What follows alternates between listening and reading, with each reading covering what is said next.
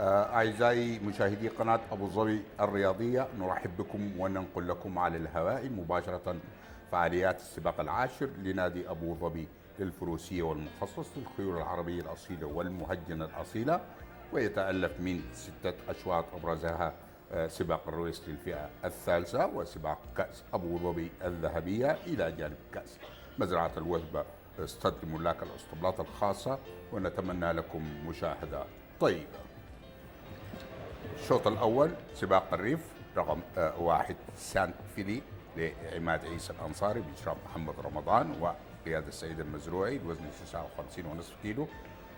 سماح 3 كيلو لسيد المزروعي، لا يوجد معدل. وينطلق سانت فيلي من الخانة التاسعة. 2 وزن لسعد عبد الله مبارك بن حبوة بإشراف إبراهيم الحضرمي وقيادة ويليام تويستين ديفيز، الوزن 59.5 كيلو، وينطلق من الخانة السابعة. وزن توليد قطري. 3 برق الريف لاسطبلات الريف بإشراف جابر بيطار وقيادة كارلوس ساندوفال، الوزن 57.5 كيلو، والخانة الخامسة لبرق الريف البالغ من العمر 8 سنوات والحذر من نسل نيزدو. 4 سندبات لسمو الشيخ عبد الله بن ماجد القاسمي بإشراف سيف الدين الديب وقيادة سيلفستر دي سوسا، الوزن 57.5 كيلو، وسندبات ينطلق من الخانة الثالثة. 5 HF حربي لسعود فيصل الرحماني بإشراف سيف الدين ديب وقيادة إدري دوفريز، الوزن 57.5 كيلو، والخانة الثامنة. ابن دانزينيو حربي. 6 جاب ناس لسمو الشيخ سعيد بن مكتوم آل مكتوم بإشراف عرفان إلهي وقيادة خوسيه سانتياغو، الوزن 57.5 كيلو، والخانة الخامسة عشر لجاب ناس.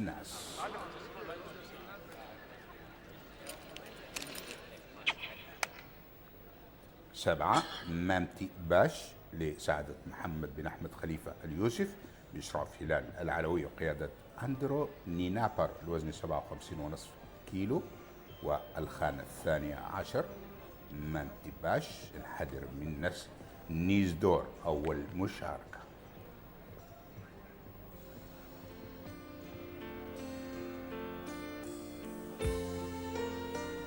8 سهم الليل لاسطبلات الريف بإشراف جابر بيطار وقيادة جيسوس روزاليس، الوزن 57.5 كيلو، والخانة السادسة. سهم الليل ينحدر من بيبي دوكارير أول مشاركة لحاز الجواد البالغ من العمر 7 سنوات.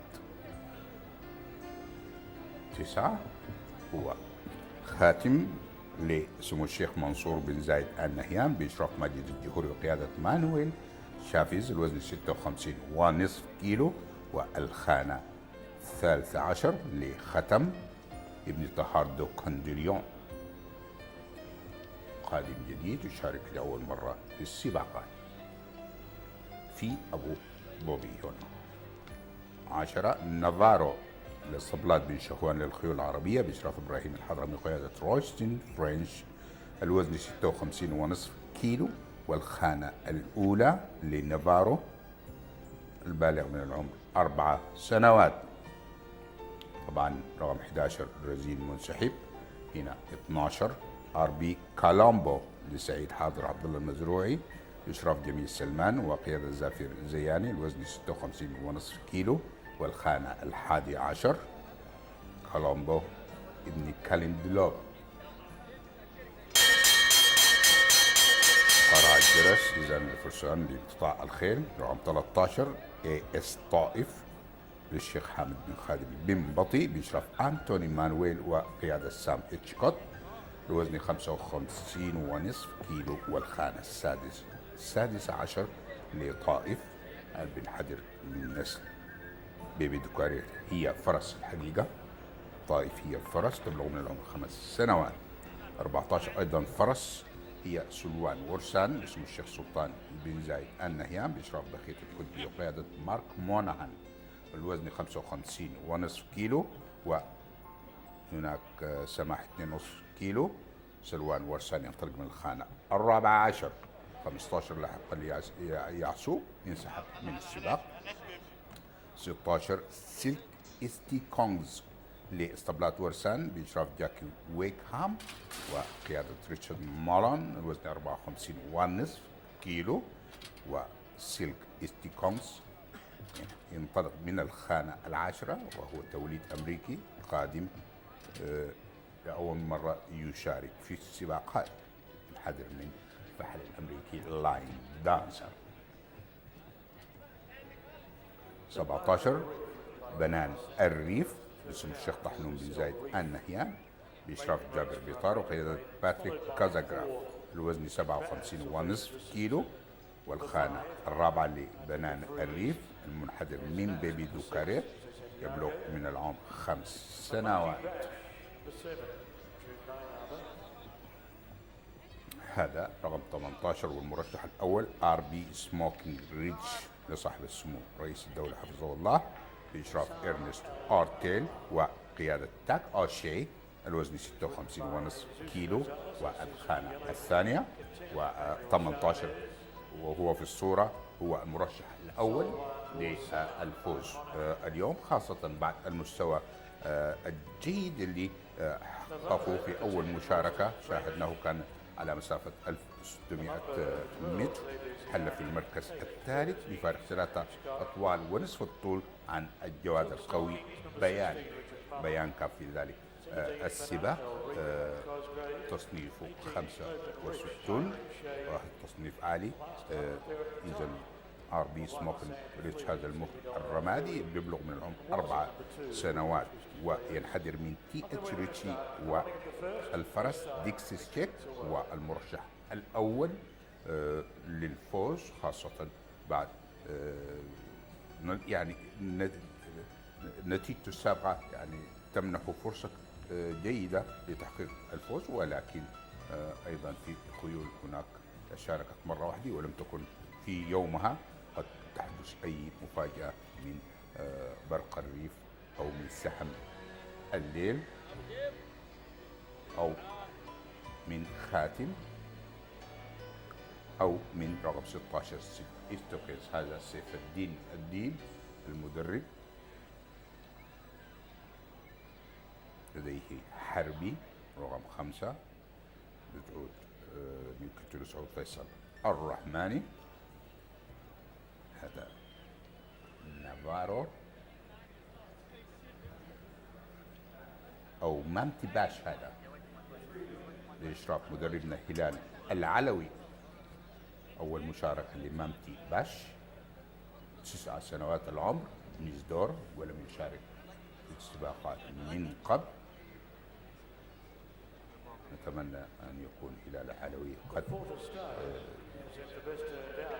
جهز هذا الخيل للظهور بالصورة الجيدة. هذا إرنست أورتيل ومساعدا المدرب اللي إرنست أورتيل اللي يشرف على رقم 18 ار بي سموكينج ريتش اللي حل زي ما قلنا في المركز الثالث.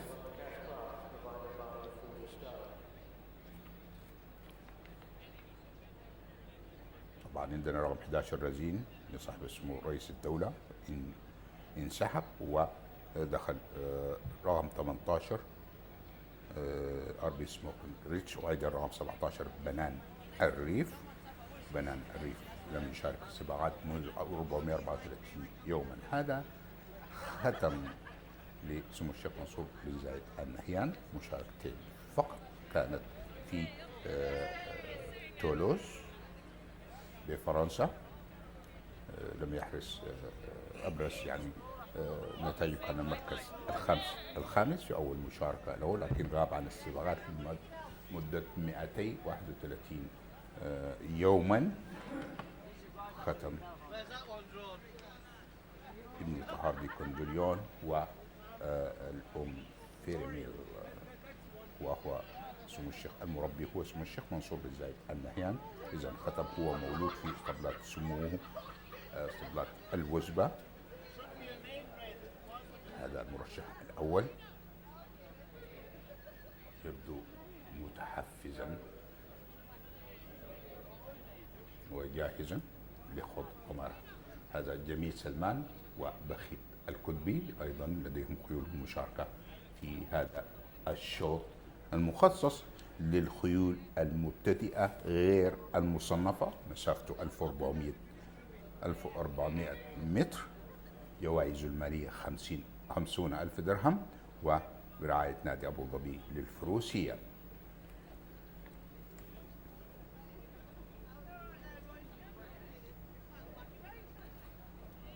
هذا جمال أخاذ لنادي أبو ظبي للفروسية بربوع خضراء. محمد علي مساعد المدرب في اسطبلات الريف، لديهم برق الريف وسهم الليل. تعودنا دائما اسطبلات الريف تفاجئنا بخيول مميزة جدا، وخصوصا في الشوط الأول، وأصبح كان لفترة طويلة حكرا على اسطبلات الريف. مصورين من جميع الجنسيات يتابعون هذا السباق المهم، والكل يتمنى الفوز في هذا الشوط لمغادرة سباقات فئات المبتدئة. يا سلام على الجمال، منظر جميل لطائر جميل في البحيرة مطلة على ملاعب الجولف والمضمار الجميل. هنا نشاهد الخيول طبعا في الإحماء الأخير قبل الدخول إلى البوابات، والانطلاقة ستكون في تمام الساعة 5.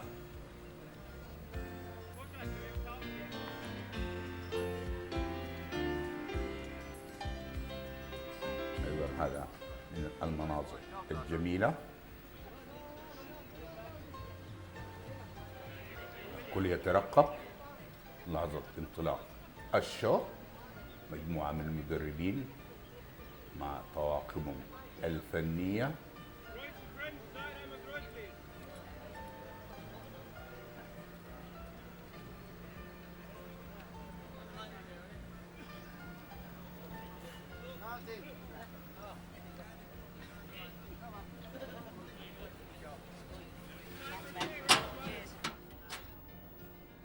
أيضا هذا منظر جميل لهذه الأشجار الباسقة في مضمار نادي أبو ظبي للفروسية.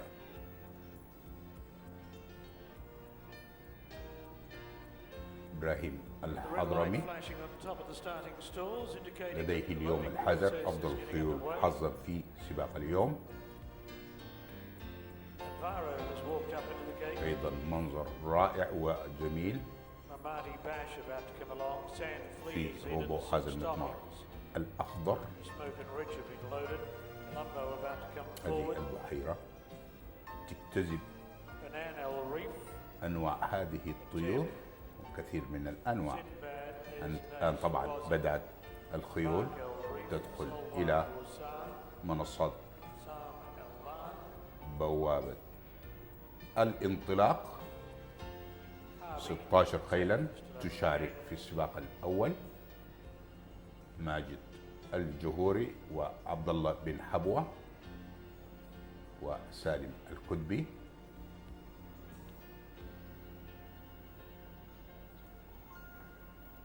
عبد الله بن حبوة لديه الجواد وزن، هذا 9 ختم.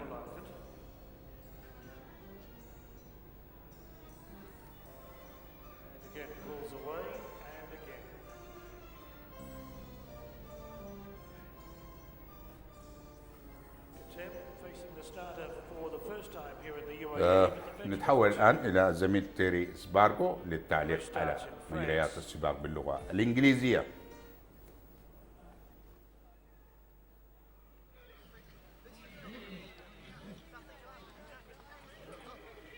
Salwan Warsan coming forward. Sam El Lail being led up towards the gate, but pulling away.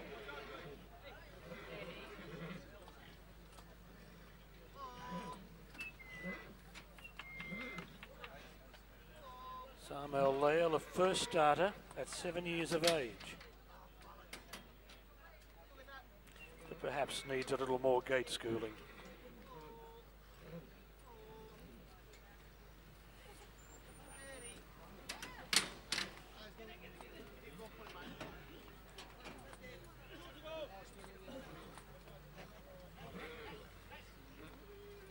Bark El Reef, another first starter, a little hesitant about the gate.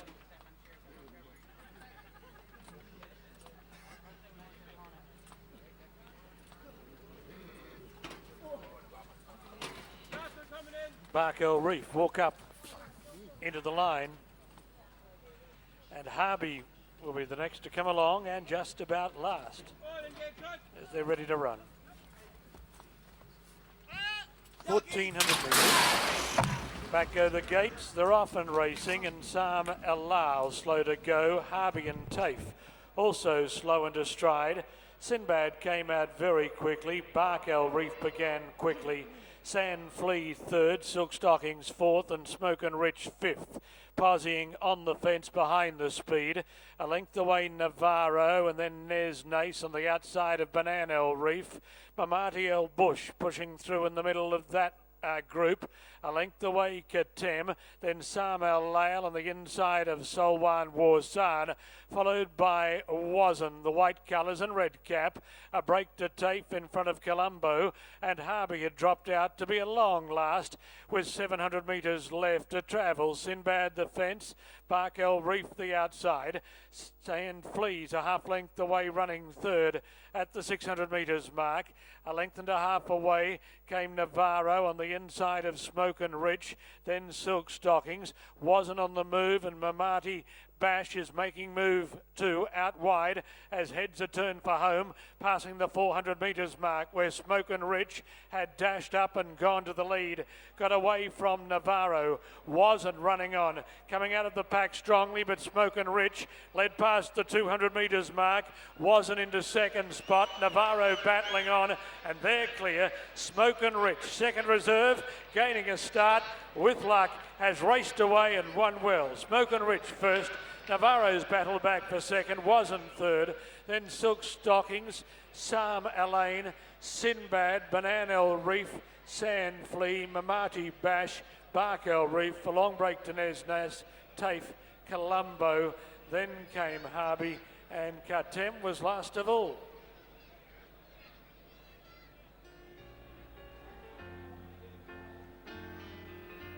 نشاهد هذا الفوز الرائع اللي حققه رقم 18 ار بي سموكينج ريتش لصاحب السمو رئيس الدولة بإشراف إرنست أورتيل وقيادة تاك أوشي. هذا المهر الصغير في السن والبالغ من عمر 4 سنوات قدم مستوى عالي جدا من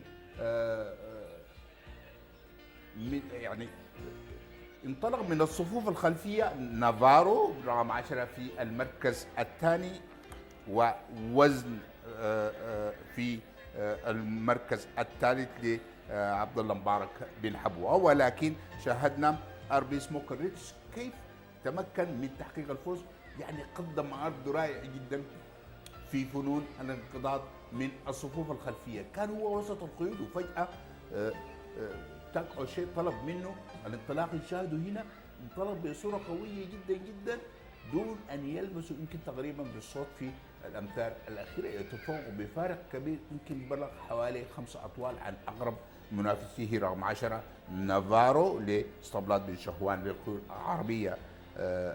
وفي المركز الثالث وزن لسعادة عبد الله مبارك بن حبوه. رقم 2 الثالث هو وزن، هو صاحب المركز الثالث. 18 هو رقم الحصان الفائز في الشوط الاول. هذا هو سموكينج ريتش ابن تي اتش ريتش ما شاء الله على المهر، دخل من الاحتياط إلى منصة التتويج. جواد هو مميز، حقق الفوز بأسلوب رائع جدا جدا وبفرق كبير عن أقرب المنافسين. هذا إرنست أورتيل إلى جانب المهر الفائز بلقب الشوط الأول على لقب سباق الريف، وعلى صهوته تاك أوشي متصدر قائمة الفرسان بفارق كبير عن أقرب منافسين. أيضا إرنست أورتيل هو صاحب المركز الثاني. هذا إرنست أورتيل صاحب المركز الثاني في بطولة المدربين خلف مصبح المهيري. طبعا سالم الكتبي بالتأكيد سوف يكون في استقبال هذا البطل الرائع الذي أتحفنا بفوز رائع جدا. هذا سالم الكتبي مدير سباقات صاحب السمو رئيس الدولة، يمسك بالخيل الفائز. هذه مجرد المشاركة الثانية فقط لهذا المهر البالغ من العمر 4 سنوات، حقق فيها فوز بالفعل رائع جدا.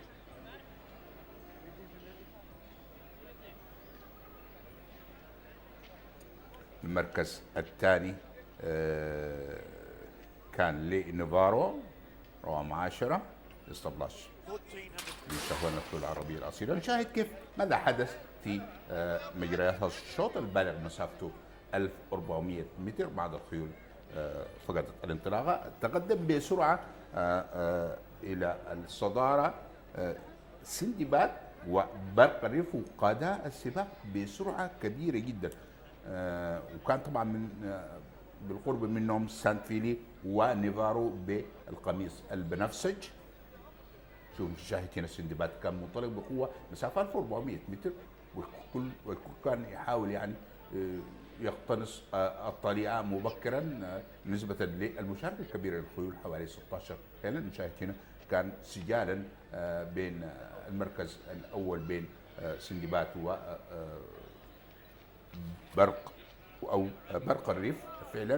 من هناك نشاهد سانتفيلي خارج المضمار، وشوف باللون الأحمر القميص الأحمر لصاحب السمو رئيس الدولة كان سموكن ريتش يتحين الفرصة المناسبة. يمكن في يعني شوف ممكن نستغيب خلاص الصوت الأول من تاج أوشي. شو شاهد ده الثالث، الصوت الثالث في صوت رابع؟ لا. طيب خلاص ده الصوت الرابع لا خلاص يعني عرف الجواد. شوف هنا عمل نظرة سريعة إلى أقرب منافسين، تأكد من أنه حقق الفوز دون منافسة وبصورة رائعة من هذا الناشئ سموكي ريتش. آخر مشاركة له كانت قبل 42 يوما، حل فيها في المركز الثالث عن بيان. شايف كيف تناغم بين الفارس. نشوف أخذ نظرة هنا إلى الشاشة الكبيرة حتى يتأكد من فوزه. هنا كان بعد ما يعني تخطى جميع الخيول كان الشغل كله بالأيدي فقط دون اللجوء إلى الصوت أو العصا. وصل بصورة رائعة، فارق كبير بينه وبين صاحب المركز الثاني والثالث، حوالي تقريبا نصف طول بين صاحب المركز الثالث والمركز الثالث. رقم 16 سلك ستيك وينجز لاسطبلات ورسان حلا في المركز الرابع. خيول جيدة اليوم، قدمت مستويات دقيقة 32 و 68 جزء من الثانية. والآن ننتقل إلى توزيع الجوائز. Right, we're ready to make the presentation. The winners of the first race, Mr. Adnan Sultan, Director General of Abu Dhabi Preston Club, is making the presentation to Mr. Salim Al-Kitbi, manager of the winning stables. And we have Tygo Shea winning rider, receiving the Alawani voucher, Alawani continuously support the winning riders here at the Abu Dhabi Equestrian Club and give the winning jockey a voucher every time. Well done, Tig. Nice start to the evening. It looks as though you might be in here again before too long. I hope so. He was, he's a very nice horse. He had a very good first run, and he clearly learned from it and improved a lot. And he showed a nice turn of foot. Was he a little bit slow from the gate or not? No, he was actually out in front.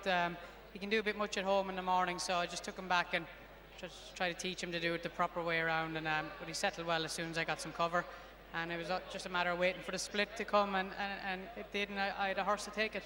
Certainly did. I mean, there was no danger to you from a furlong out, but you have quite a nice little book of rides this evening. I mean, you have a big chance here in the next, which is for maidens and winners of one. Yeah, big chance. Habnesnas, if he wants to do it, he'd win half the track, but he's a bit of a character. He likes being the bridesmaid. Finished second on him 4 or 5 times, so I've rode him every sort of way, so he's me baffled now even at this stage. Hopefully, as I said, if he's very consistent, and if he puts his head down and shows us on the racetrack what he does in the morning, well, he'll be winning lots of races. How would you intend to ride him this evening, getting into the secrets? I'll hold him up. He's drawn wide. He's a strong traveller, and you just got to play your cards late with him. But he should, if he's on song, he'll nearly always go to the furlong pole on the bridle. It's just he doesn't like being in front too long, so I'll play my cards late. I'm sure you will, Tig. Now, something happened on Friday. We had a brand new racecourse opened here in the United Arab Emirates, and you had the honour and glory, and you made history by riding the very first winner there. Yeah, fantastic, and actually in the colours of the UAE flag, so it was great. I couldn't have asked for a better start for Al Ain, and it's going to be an excellent addition to our race programme. A lot of Arabian racing here, and so there'll be plenty of good days there, hopefully, and it's great to have been part of a bit of history making. Absolutely. Now, completely different type of surface there, which we haven't raced on before here in the Emirates. Can you give us a little bit of an insight into what the jockeys think of it and what you thought of it yourself?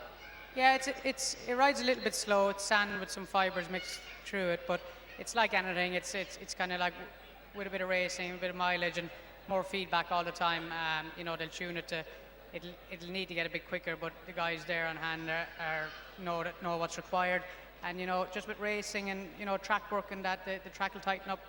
Yeah, and of course Kim Elliott, our expert from Australia, he was there to see what went wrong and what would be able to be improved. And I think he was very pleased with the result after the 6th race. Yeah, exactly. I've been to all the trials there at the back end of last season, and from that to what we had on Friday, it was a massive difference, and the track was a lot tighter, and it will tighten again. So Kim and the team there have done a great job, and as I said, it's a fantastic addition to the UAE racing calendar.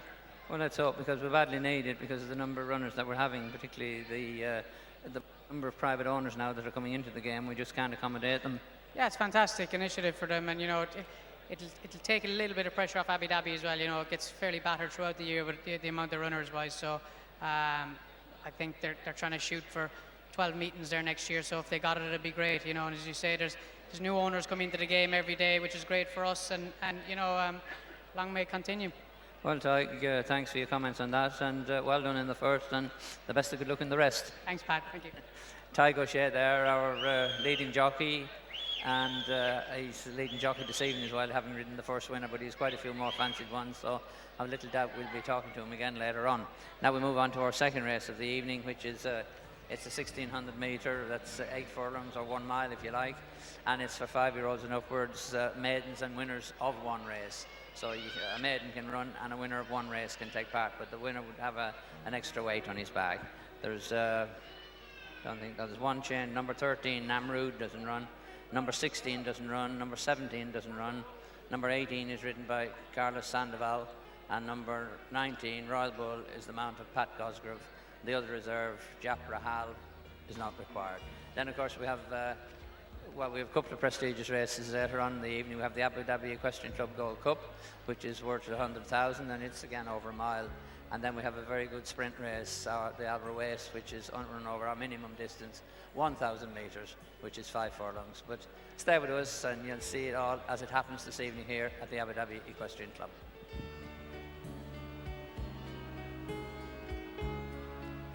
مرة أخرى كيف RB سموكينج كريتس حقق الفوز ببراعة جدا. هذا وهو مشروع بطل جديد، خاصة انه التوقيت اللي حققه في هذا الشوط الدقيقة 32 و68، ونشاهد الآن إعادة كاملة بصوت الزميل تيري سبارغو. Back go the gates, they're off and racing, and Sam Elau slow to go, Harvey and Tafe also slow into stride. Sinbad came out very quickly, Bark El Reef began quickly, Sand Flea third, Silk Stockings fourth, and Smoke and Rich fifth. Posing on the fence behind the speed, a length away Navarro, and then Nez Nace on the outside of Banana El Reef. Mamati El Bush pushing through in the middle of that group, a length away Katem, then Sam El Lail on the inside of Solwan Warsan, followed by Wazen, the white colours and red cap, a break to Tafe in front of Colombo, and Harvey had dropped out to be a long last with 700 metres left to travel. Sinbad the fence, Bark El Reef the outside, Sand Fleas a half length away running third at the 600 metres mark. A length and a half away came Navarro on the inside of Smoke and Rich, then Silk Stockings, Wasn't on the move, and Mamati Bash is making move too, out wide as heads are turned for home, passing the 400 metres mark where Smoke and Rich had dashed up and gone to the lead. Got away from Navarro, Wasn't running on, coming out of the pack strongly, but Smoke and Rich led past the 200 metres mark, Wasn't into second spot, Navarro battling on, and they're clear. Smoke and Rich, second reserve, gaining a start with luck, has raced away and won well. Smoke and Rich first, Navarro's battled back for second, Wasn't third, then Silk Stockings,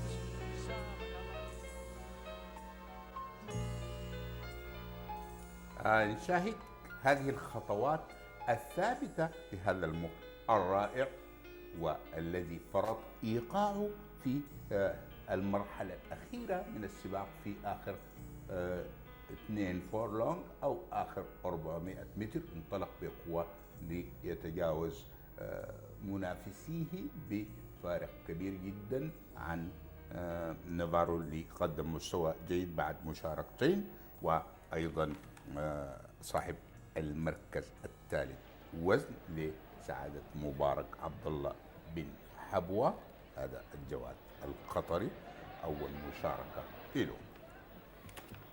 الآن طبعا بدأت الخيول تدخل إلى فعاليات المركز الثاني، سباق جبل الظنة بمسافة 1600 متر، وهو سباق حسب العمر ونتائج المشارك ومخصص للخيول العربية الأصيلة. إجمالي جوائزه المالية 50 ألف درهم، وبرعاية نادي أبو ظبي للفروسية.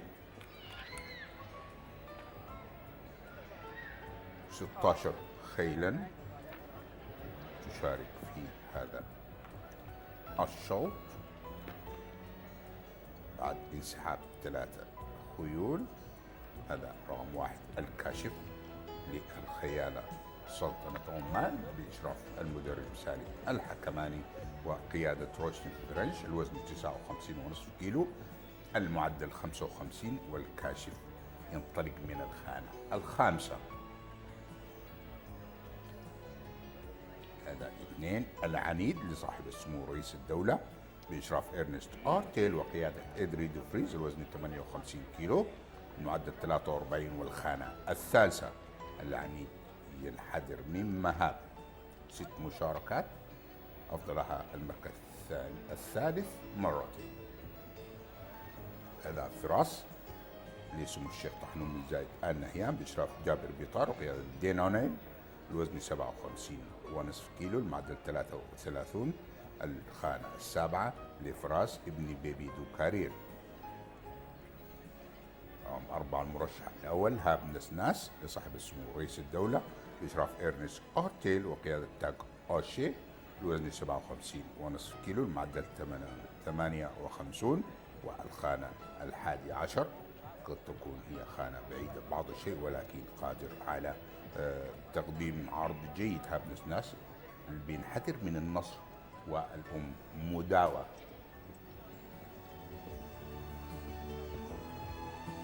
5 هو هي ريتش بليست لصاحب السمو رئيس الدولة بإشراف إرنست أورتيل وقيادة دانيال ماسكات. الوزن 57.5 كيلو و 3 كيلو سماح لماسكات. المعدل 55 والخانة الثانية عشر.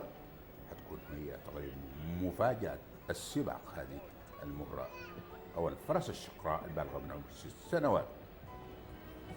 شرف الريف أحد المرشحين بقوة إلى نيل هذا الشوط، وهو لاسطبلات الريف بإشراف جابر بيطار قيادة ريشارد مولون. وزن 57.5 كيلو. معدل 65 هو الأعلى بين الخيول وينطلق من الخانة الأولى. حقق انتصار رائع جدا في هذه المسافة، وهل في المركز الثاني في مسافة 1400 متر، وهو يحب هذه المسافة التي يشارك فيها اليوم. 7 تويسان الريف لسمو الشيخ طحنون بن زايد آل نهيان بإشراف جابر بيطار وقيادة جيسوس روزاليس. الوزن 57.5 كيلو. المعدل 50. والخانة السادسة لتويسان الريف بن حدر من بيبي دوكارير. فوز واحد خلال 8 مشاركات فقط لهذا الجواد البالغ من العمر 7 سنوات. 8 والد جوني لخليفة حاضر عبد الله المزروعي بإشراف جميل سلمان وقيادة زافير زياني. الوزن 57.5 كيلو. المعدل 32. والخانة الرابعة عشر. والد جوني حقق الفوز أيضا مرة واحدة خلال 8 مشاركات. 9 دانا لسمو الشيخ منصور بن زايد آل نهيان بإشراف يوسف البلوجي وقيادة سيلفستر دي سوزا. الوزن 56 كيلو. المعدل 45. والخانة الثامنة دانا تنحدر من نسل منجز والأم كوراليا ديميراك. 10 جاب جوكر لسمو الشيخ سيد بن مكتوم آل مكتوم بإشراف عرفان إليه وقيادة سابني تشيكوت. الوزن 56 كيلو. المعدل 30. والخانة الرابعة جاب جوكر ينحدر من إيستر مون. 8 سنوات 8 مشاركات فقط لهذا الجواد الرمادي دون تحقيق فوز. أفضل كان المركز الثالث في آخر مشاركة كانت بمضمار الشرق على مسافة 1200 متر. هذا قميص لم ترى يحقق الفوز بالديربي في العام 1995.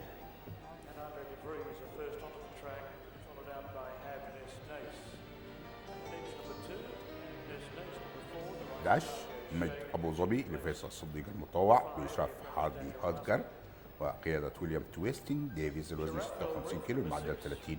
والخانة الخامسة عشر. مجد أبو ظبي ينحدر من نسل فيلتي والأم نيلة السماوي. 5 مشاركات فقط لهذا الجواد البالغ من العمر 5 سنوات. 12 ام اتش لزاز لمنصور خليفه سلطان بن حبدور باشراف اليزي جياني وقياده خوسيه سانتياغو. الوزن 56 كيلو. معدل 30. والخانه السادسه عشر. 13 نمرود انسحب.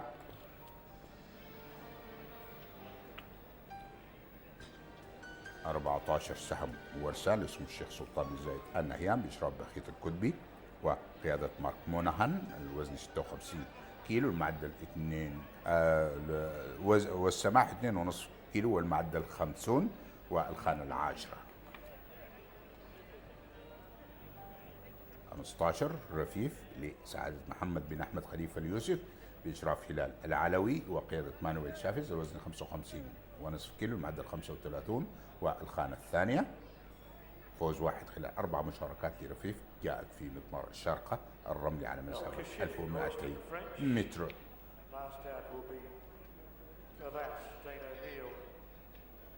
18 شاهين غنتوت لاسطبلات الرجل بإشراف جابر بيطار وقيادة كارلوس سانتوفال. وزن 57.5 كيلو. المعدل 30. والخانة التاسعة.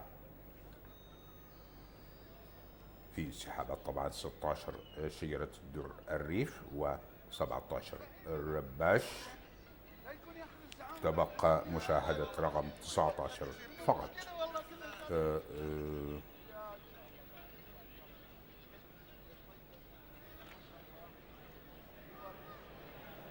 16 حين تشارك في هذا الشوط. هذا يوسف البلوشي المدرب الشهير في سباقات القدرة، والآن هو أحد المدربين لسباقات الخيول السريعة أو الفلات ريسز كما معروف عنها. يوسف البلوشي يسرج الفرس دانا رقم 9. هذا جانب من متابعي سباقات نادي أبو ظبي للفروسية.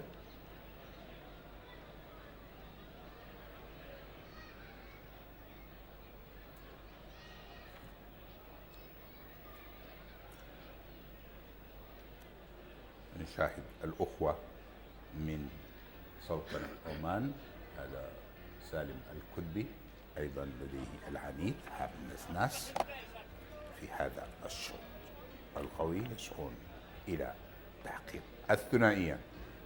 كما أسلفت هناك أخوة من سلطنة عمان أتوا يمكن لمشاهدة جواد الكاشف. كاشف جواد معدله 55، حقق الفوز مرة واحدة خلال 14 مشاركة. كان يعني كل السباقات مشاركاته كانت في مضمار مكة الرملي بسلطنة عمان. إرنست آرتيل يتابع هاب نسناس والعنيد.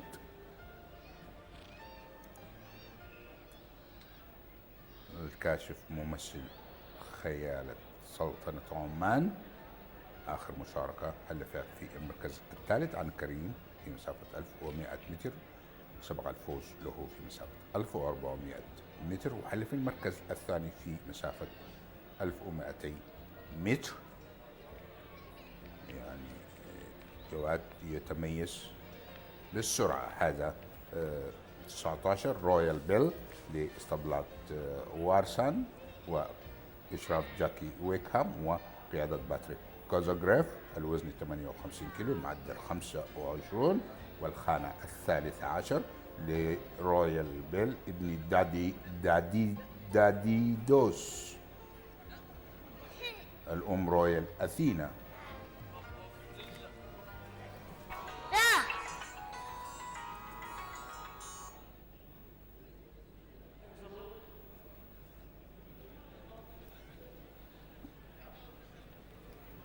هذه الخيول في الإحماء الأخير. المصورة شميلة هانلي اللي انضمت إلى مهرجان سمو الشيخ منصور بن زايد.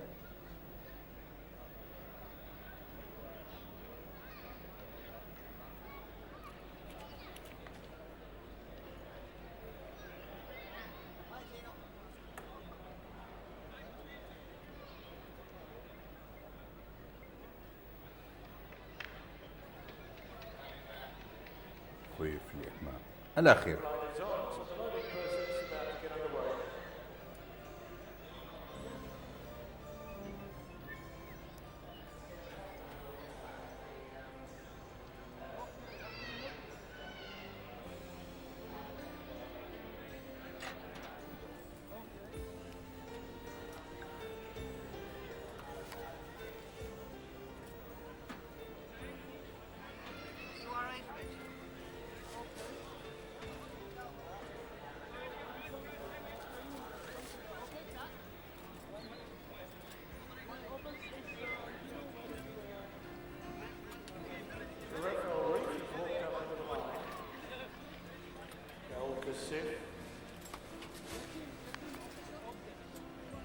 Dana waiting their turn, which blessed is still out. Joker, Royal Bull, Rafi, Lussan Elbree.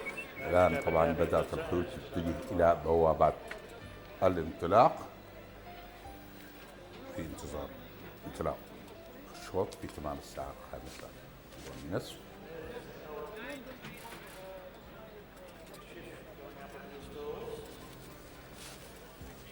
طاقم اسطبلات الريف يتابع شرف الريف.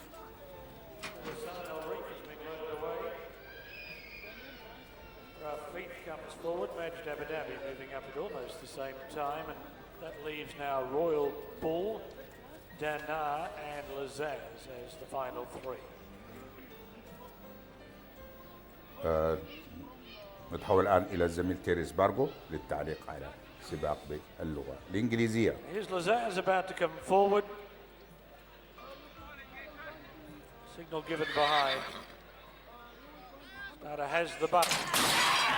Back go the gates. Racing and Habness Nace came out very awkwardly. Gave them 8 lengths upon jumping away. Joker fast away. Tawasan El Reef began well. Rafif going right up along the rail, and Shirel El Reef too is pushing up hard up against the plastic, and there's a line of 3. Joker 3 deep, Rafif in the centre, Sharaf El Reef on the rail. Tawasan El Reef a length away running 4th. Alanid 5th on the inside of Darna. 2 lengths to El Kashif on the inside of Sam Warsan, who's 1 away from the rail, making ground. Then Shaheen Gantut. Trouble back in the field. Lazaz has run off the track going around that top bend. Lazaz has headed to the outside rail and has dropped back to the tail of the field. Sharaf El Reef, the leader. 700 metres left to run by a length over Joker. Tawasan El Reef moving up to tackle that leader. Alanid is now 4th on the fence, followed by Darna. 2 lengths away came Sam Warsan on the inside of Richly Blessed, then Majd Abu Dhabi, Hasnas Nace and Rafith at the head of the others, coming around the corner with 400 metres left to go, where Sharaf El Reef led into the straight, about to be tackled by Darna. Richly Blessed into the clear. Habness Nace trying to force a passage through, but it is Sharaf El Reef in front with 150 metres left to go. Sharaf El Reef clear of Richly Blessed. Habness Nace is running on. Sharaf El Reef getting tired. Richly Blessed will be too late. Sharaf El Reef beat Richly Blessed.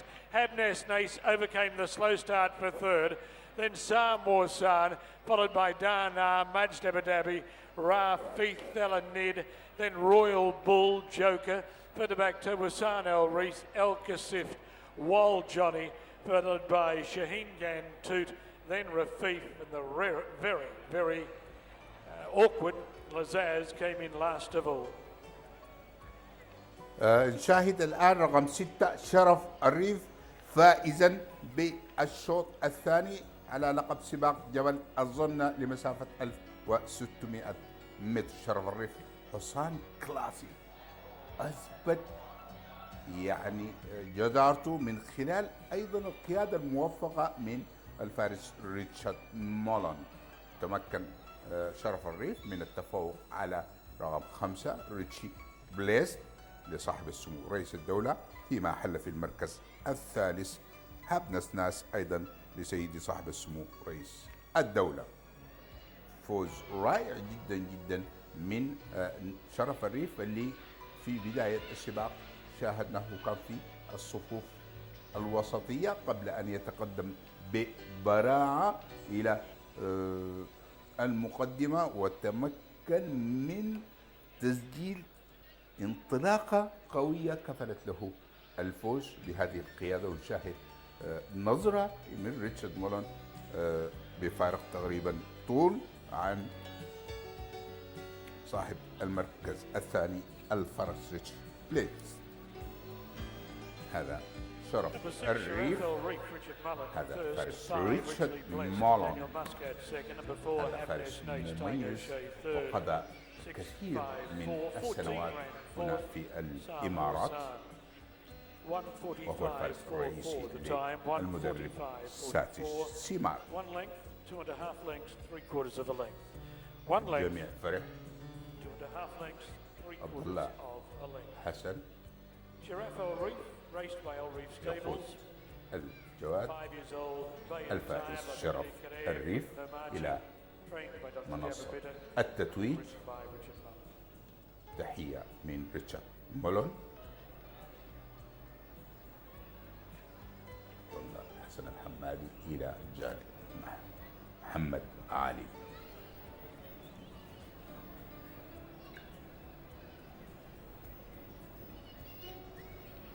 حقيقة جواد مميز هذا شرف الريف.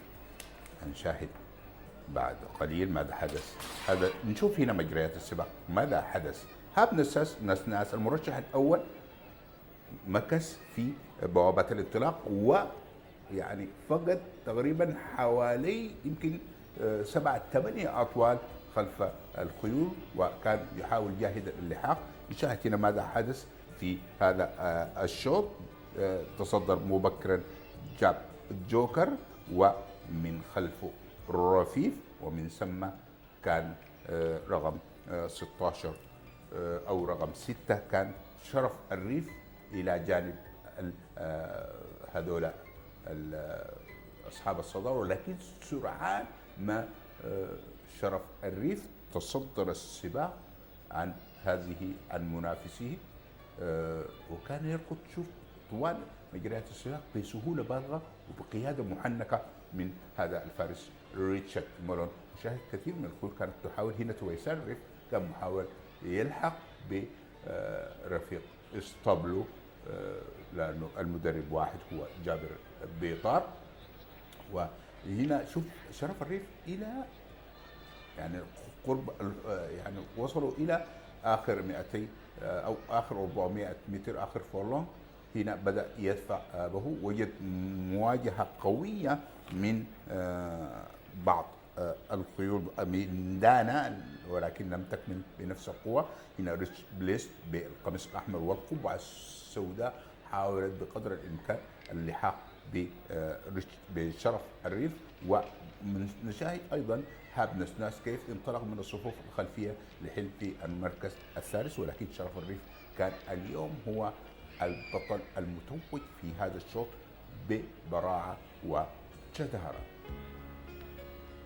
شاهد شوف ريتشارد مولون هذا الفارس، شوف شاهد كيف يعني تناسق جميل جدا بينه وبين الخيل، خبرة وحنكة.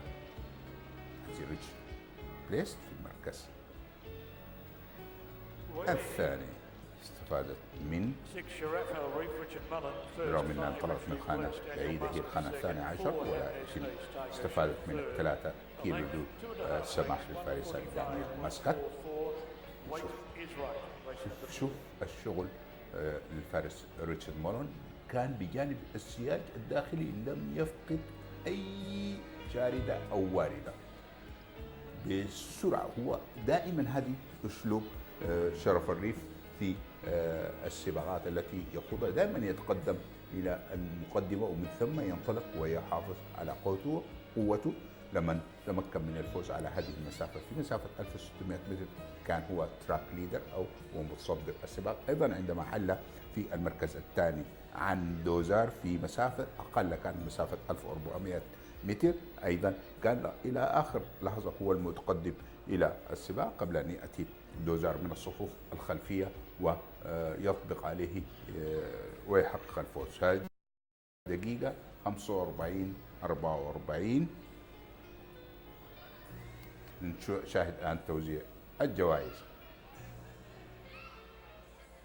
Ready for the trophy presentation for the second race, and Mr. Raid Al Yusuf is going to accept the trophy from Mr. Adnan Sultan Saif, and we're ready for it now.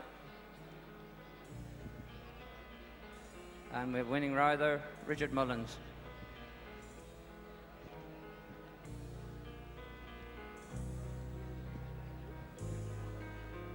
Richard getting the Alawani voucher. And the Alawani Enterprises unfailingly support the winning riders here, and every winning rider at Abu Dhabi Equestrian Club gets a voucher to be spent in any outlet belonging to Alawani. Just going to have a quick word with Richard, the winning rider. Well done, Richard. You won quite convincingly. Yeah, he's a nice little horse, Pat. I won a maiden on him here, and he was second in a nice race last time out, and he seems to have improved again. And you know, full credit to Dr. Jababit's team. They've brought him back in good form, and yeah, it was a nice performance. Yeah, I mean, it's not. He's run consistent every time he's run, hasn't he? He has, yeah, and he's a young horse still, and he's still improving. And like I say, the Al Reef, they do a very good job, and Sheikh Tanoon breeds some very nice horses, and I think he's one of his rising stars. Inshallah, you know. But no, it's nice to see the young horses taking part. That was for, as you know, for maidens and winners of one, and now so he's going to win his two now. So you wouldn't know where he'd go next. Oh, exactly, and he was very well placed, you know, because he was obviously a winner, and this race came up, you know. But he's beat some good opposition. You know, you can't rule anything that comes from the Alisale stable. They're you know, as powerful a firm, you know, worldwide, and you know he's beat a few of theirs today. So yeah, let's hope he's on the up, because I think His Highness Sheikh Tanoon is overdue a nice one.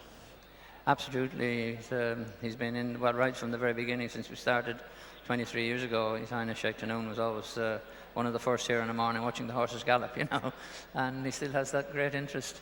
Yeah, well, they're you know, they're a family that are, you know, steeped in a lot of history, and you know, his father, the late Sheikh Zayed, was a, you know, bred some beautiful horses, and it's now the sons have stepped into that mantle. Obviously, you know, Alisale with His Highness Sheikh Khalifa and His Highness Sheikh Tanoon for you know, the Al Reef firm. So, and obviously Sheikh Mansour has come strong on the team, and he won the race in France, the Arc race, which is, you know, the world's richest race. And so yeah, the Abu Dhabi Sheikhs are a powerful team, the royal family.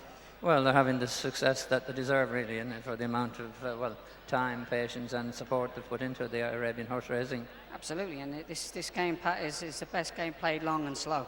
And you know, it's all about patience and not about overnight success, and it's shown here with, obviously, with the Abu Dhabi royal family, and obviously in Dubai, you know, His Highness Sheikh Mohammed and the late Sheikh Maktoum of you know, what they've done there. So it's you know, it's all about time and getting the younger sheikhs through it as well now. So it's yeah, they're a powerful firm. Absolutely, and of course with the private owners, we got lots of them in the pipeline as well, and hopefully now with the opening, I spoke to Tig earlier about the opening of Alain racecourse last Friday, which you rode there, of course, and it's a great opportunity now for the private owners. There's more opportunities for them to have runners. Absolutely, yeah. I mean, you'd rather speak to Royston and Tig. I think they took the honours there on Friday, but no, it's a beautiful track, beautiful setup, and you know, it's going to take time, because obviously it's a new track, and it does take time for any track to bed in. Whether it's Royal Ascot, Meydan, or wherever, you know, they're not overnight successes, and you know, I think this track is going to be one of the best in the UAE. Yeah, well, of course, it's got some good management there as well, and it's bound to be successful. Absolutely, yeah. You can't rule out the management, Pat. Richard, what else do you ride this evening now? I've got Kareem Warsan now in the next for Jackie. He's been a real model of consistency for that stable, and obviously he won the ladies race here with Salima early on in the year, and you know, I've got him, and then I've got a couple more Arabs for Dr. Bitter, and then in the last race I've got one for the boss, Satish. So looking forward to them, yeah. Got some nice rides, but listen, when you walk away with one, you're very happy, but I won't be too greedy. I'm quite happy to have two. Well, of course, Satish, you mentioned there, his horse is jumping out of their skin as well this season, haven't they? Yeah, every year, you know, they just turn them out fantastically well, and we've, you know, not only Satish, his nephew Bupa, who is the assistant, and all the staff work very hard there, and you know, it's a great team effort in Zabeel, and like I say, year in, year out, they turn out the winners, you know, for fun. Consistency is the name of the game. Absolutely, but you need a good team behind you. Richard, thanks very much for your thoughts, and perhaps we may see you in here again. Let's hope so, Pat. Richard Mullins there, talking a lot of sense, and been in the game for a long time, knows the ins and outs and ups and downs of this racing game, you know, but he says it's a long-term project. You don't just come in and expect success overnight and live on that. It's a lot of people have been in racing for a long time and haven't got the success they deserve, and hopefully those are the people, the backbone of racing, that continue supporting the game and turning out the runners, etc. Now we move on to our third of the evening, which is prestige race, UE bred prestige for UE bred horses only, and it's named the Abu Dhabi Equestrian Club Gold Cup, and it's worth no less than 100,000 dirhams, run over 1,600 metres, which is a mile, and we have a couple of non-runners. Number 6, Marjan Al-Asail does not run, and Yazan, number 11, does not run.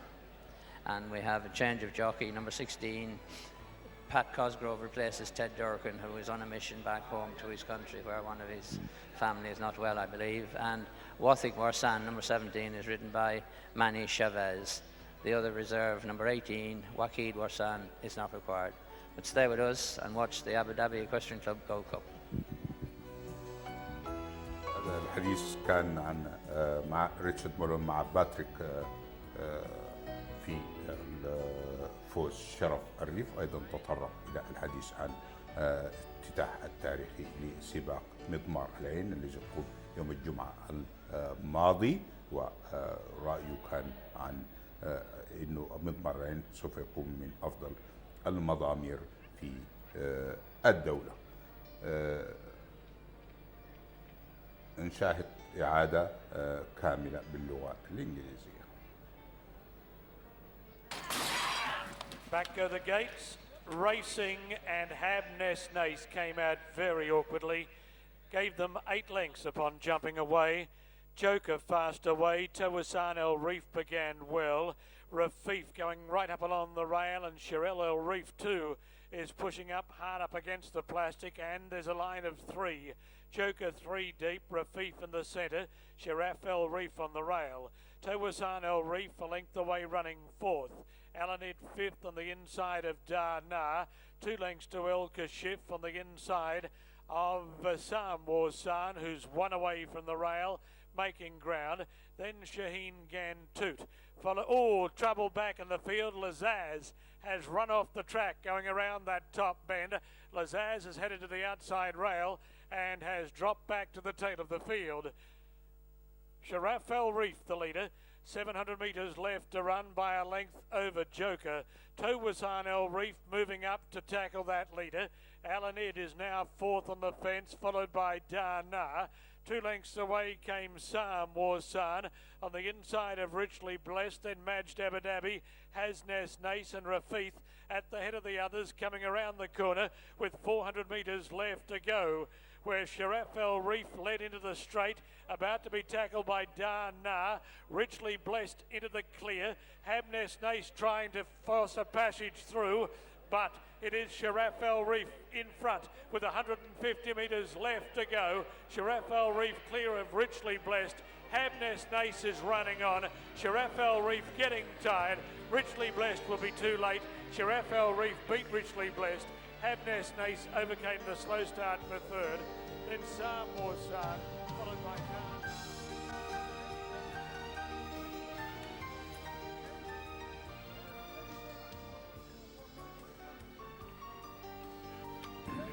الآن بدأت الخيول تدخل إلى فعاليات الشوط الثالث، سباق الكأس الذهبي لنادي أبو ظبي للفروسية المخصص للخيول العربية الأصيلة، وهو سباق هيبة ومخصص للخيول المولودة في الإمارات. مسافته 1600 متر، الجوائز 100,000 درهم برعاية نادي أبو ظبي للفروسية. ويشارك في السباق 16 خيلا أو 15 خيلا بعد انسحاب مرجان أصايل. رقم 1 أمير الريف لمستبلات الريف بإشراف جابر بيطار وقيادة جيسس الرازاليس، الوزن 59.5 كيلو، المعدل 70. والخانة السابعة أمير الريف ينحدر من بيبي دو كارير.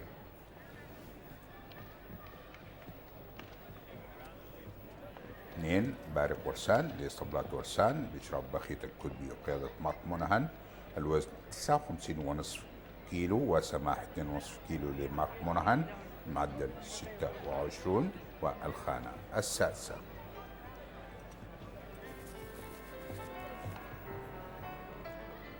3 كنعان اسمه الشيخ حزاع بن زايد النهيان بإشراف دكتور جابر بيطار وقيادة إفري فريز، الوزن 59.5 كيلو، المعدل 52. والخانة الخامسة 10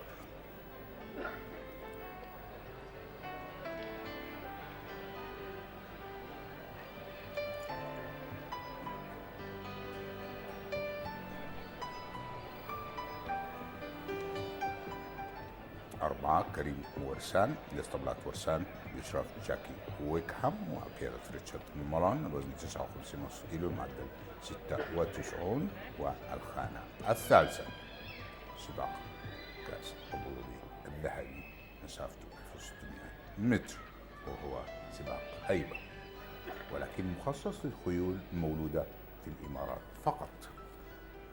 5 كونغ فو لاسطبلات الريف بإشراف جابر بيطار وقيادة زاكر زيان، وزن 59.5 كيلو، المعدل 45. والخانة الرابعة 10 كونغ فو ينحدر من بيبي دو كارير.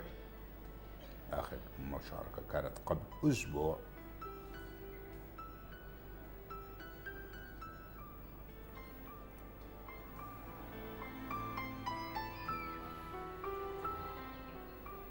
هذا 8 نعيم ورسان اسمه الشيخ هزاع بن سلطان بن زايد النهيان بإشراف بخيت الكتبي وقيادة أندرو نينابر. الوزن 59.5 كيلو، المعدل 26 والخانة الثامنة. نعيم ورسان ابن ترون كوتو 8 سنوات. 9 رغدان لاسطبلات الريف بإشراف دكتور جابر بيطار وقيادة جيمس دويل. الوزن 59.5 كيلو، المعدل 70 والخانة الثالثة عشر. رغدان ابن نيزدور حقق انتصارين هذا الموسم، ولكن كانت على مسافة 2200 متر. 12 اتش كي أهلاوية، هذه الفرس متطورة لحمد عبد الرحمن محمد القائد بإشراف إريكلي مارتينيل وقيادة جيرال أفرانش. الوزن 57.5 كيلو، المعدل 50 والخانة التاسعة. اتش كي أهلاوية ابن بيبي دوكارير حققت فوز رائع جدا في مسافة 1200 متر بفارق طولين 3/4 طول عن شجرة الدور. 13 منيشا لصاحب السمو رئيس الدولة بإشراف إرنست أورتر وقيادة دانيال ماسكات. الوزن 57.5 كيلو، 3 كيلو سماح إلى مسقط، معدل 68 والخانة السادسة عشر. منيشا تنحدر من دارك 14 المرشح الأول إلى الفوز. AF الحذر لخالد خليفة النابودة بإشراف إبراهيم الحضرمي وقيادة روسي فريش. الوزن 56 كيلو، المعدل 97 وهو الأعلى بين الخيول، وينطلق الحذر من الخانة العاشرة. حصان غير مهزوم في 4 سباقات متتالية. 10 سيف ورسان اسمه الشيخ سلطان بن زايد النهيان بإشراف بخيت الكتب بقيادة سام هيتشكوت. الوزن 59.5 كيلو، المعدل 25 والخانة الرابعة.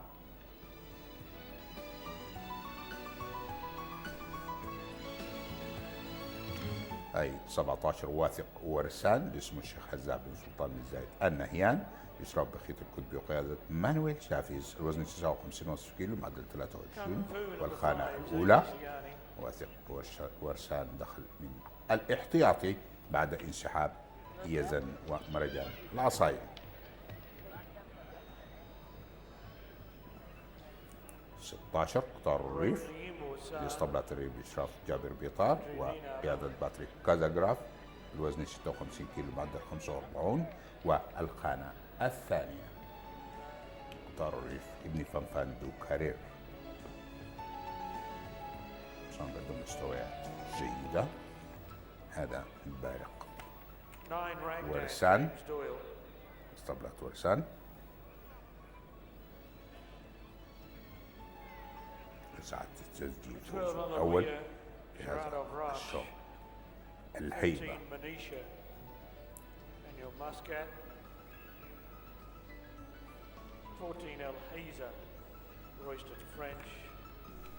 16 قطار الريف.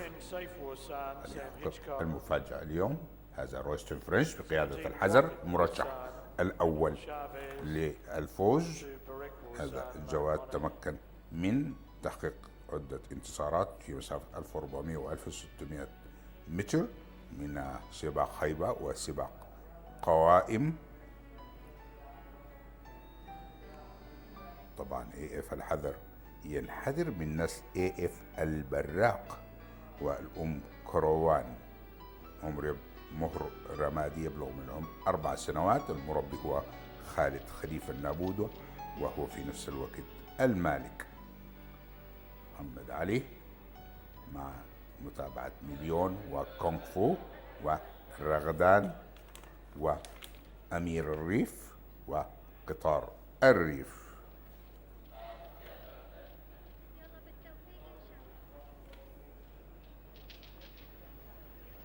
طبعا AF الحذر سوف يواجه منافسة قوية جدا من أمير الريف ومن ملحن الألحان في هذا الشوط اللي ينطلق من الخانة العاشرة. أما أمير الريف أحد المرشحين للفوز، والذي تمكن من تحقيق فوزين متتاليين في آخر مشاركاته في مسافة 1400 متر. ميريف بينطلق من الخانة السابعة ويقود جيسوس روزاليس. تصنيفه 70 من الريف. أما ملحن الألحان تصنيفه 90، فيما يبلغ تصنيف المرشح الأول الحذر 97. عبد الله حسن الحمادي يتابع هذا السباق الذهبي لنادي أبو ظبي الفروسية.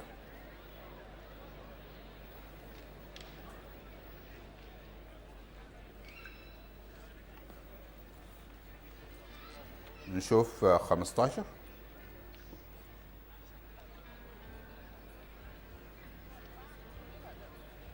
إرنست آرتيل يتابع ملحن الألحان. هذا نعم ملحن الألحان أحد الخيول المرشحة بقوة لمنافسة الحذر.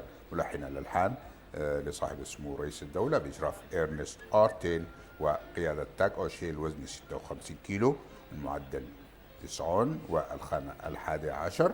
ملحن الألحان حقق الفوز مرتين خلال 4 مشاركات فقط، وحل في المركز الثاني مرة وفي المركز الثالث مرة، يعني لم يخرج من خيول الصدارة أو خيول الميزان. حقق الفوز مسافة 1400 متر و 1600 متر، وحل في المركز الثاني عن AF الحذر، وفي المركز الثالث عن أيضا في المركز الثاني أيضا عن AF الحذر. مرتين حل في المركز الثاني عن AF الحذر، ولكن في أحد الأشواط انزلق منه السيرج عندما حل في المركز الثاني فرق 4 أطوال عن AF الحذر. ولكن اليوم سوف نشاهد هنا لقاء قوي وسيال بين ملحن الألحان وAF الحذر، ولكن أمير الريف سيدخل بقوة في هذا الصراع القوي على لقب كأس أبو ظبي الذهبية. هل تكون AH كهلاوية رقم أو أهلاوية رقم 12 أحد فرسان الرهان في هذا الشوط، أم سيكون أيضا رغدان يسعى لخطف الفوز؟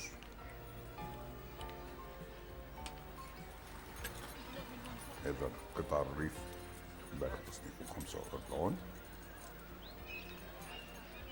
مستويات عالية جدا من الخيول في عمر 4 سنوات شاهدناها هذا الموسم، ابتداء من ملحن الألحان AF الحذر، فتاة العرب، نيمفي ديبون، وكثير من هذه الخيول. طبعا هنشاهد فعاليات بطولة التاج الثلاثي العربي وديربي الإمارة.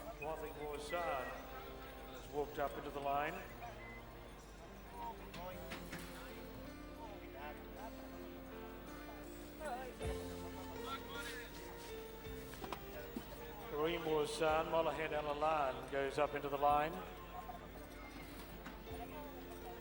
Million Kung Fu, Kanan, Manisha.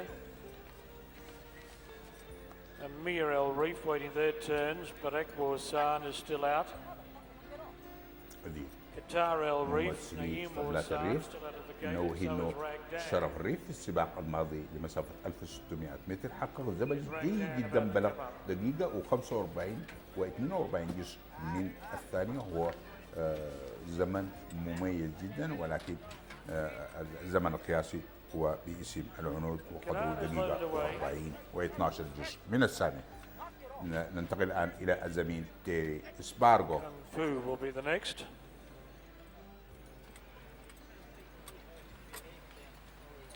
Qatar El Reef, Naeem Warsan, Manisha still out of the stalls. Naeem Warsan about to be let up now.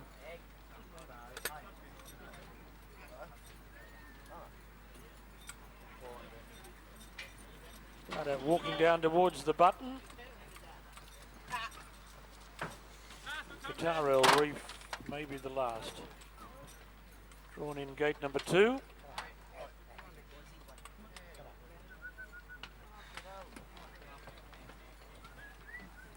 So Qatar El Reef goes in. And they're ready to run. Moving the line. Racing in the end, he caught them in a great line. Manisha out wide, Naeem Warsan, Barak Warsan, Saif Warsan all came out very quickly, with Kareem Warsan going up along the rail, so a quintet of Warsans were battling it out for the early lead. And when they settle at the end of 150 metres, it is Saif Warsan joined by Manisha. Naeem Warsan is third but deep. Kareem Warsan is in the middle, and Kung Fu and Barak Warsan are with that group. A length away, Al Hazer, followed by Qatar Warsan on the inside of Alawiya. Then Amir Warsan, 3 parts of a length to Million on the inside of Molahan Al Halen, followed by Rag Dan. Then came Wathik Warsan, and Kanan is 2 lengths away, bringing up the tail of the field with 700 metres left to run. Manisha the outside, Saif Warsan the rail. Together approaching the home turn by 2 lengths to Kareem Warsan. Molahan El Halan is wide on the track, being asked to make ground on the outside of Amir El Reef, followed by Qatar El Reef and then El Hazer at the head of the others as they come around the turn and past the 400 metres mark. Manisha 1 away from the fence. Alawiya now gets a split. Amir El Reef joins in on the outside, and coming to the 200 metres mark, Kareem Warsan goes through in the middle. Kareem Warsan and Amir El Reef. Amir El Reef and Kareem Warsan. Amir El Reef takes the lead. Here is Ragdan flashing down the outside and wins. Ragdan has got up to meet Amir El Reef. Third tight, Kareem Warsan or Kanan. Then El Hazer, Molahan El Alain, followed by Million, Manisha, followed then by Qatar El Reef, then Wathik Warsan, a riderless horse. ما أروع هذا السباق. نشاهد هنا أمير الريف وهو في طريقه إلى خط النهاية، ولكن انطلاقة قوية جدا من رغدان بقيادة جيمس دويل في المراحل الأخيرة، ولكن حتكون فوتو فينيش. شوف خطوة خطوة خطوة خطوة، نشوف هنا مين حيكون في الأول. غالبا 9 رغدان الريف غالبا هو اللي خطف الفوز، ولكن طبعا بعد اللجوء إلى جهاز الفوتو فينيش لمعرفة من هو الفائز، هل هو رغدان أم أمير الريف. ولكن في النهاية الفائزين هم بهذا الشوط اسطبلات الريف بالمركز الأول والثاني. ألف مبروك لاسطبلات الريف، هذا الفوز الرائع يعني المستوى الجيد اللي قدمته هذه الخيول في هذا الشوط على لقب كأس أبو ظبي الذهبية. نشاهد شوف يعني رغدان هذا يتميز بالانطلاقات القوية دائما من الصفوف الخلفية، لا تحده فجأة تجده في المقدمة لديه قوة انقضاض قوية جدا. يعني كانت منافسة جميلة جدا بين أمير الريف ورغدان. ألف مبروك هذا الفوز لاسطبلات الريف. هذا أمير الريف. هل أمير الريف هو الفائز أم رغدان؟ في انتظار الإعلان بعد اللجوء إلى جهاز الفوتو فينيش. وهذا رغدان جيمس دويل.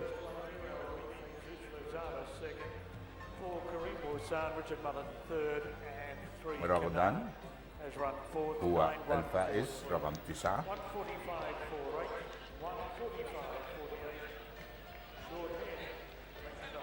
هذا محمد علي مع رغدان. هذا فعلا هذا فوزه الثالث هذا الموسم، يعني تطور كبير جدا في مستوى هذا الجواد الرغدان، ودائما كان بيقوده جيزس روزاليس، ولكن ذهب إلى أمير الريف، ولكن اطلع منه جيمس دويل هذا الفوز. جيمس دويل إلى جانب محمد علي في هذا الشوط.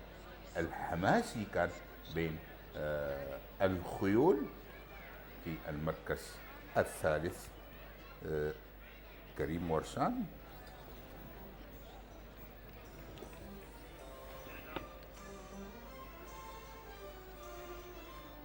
والله حسن أحمدي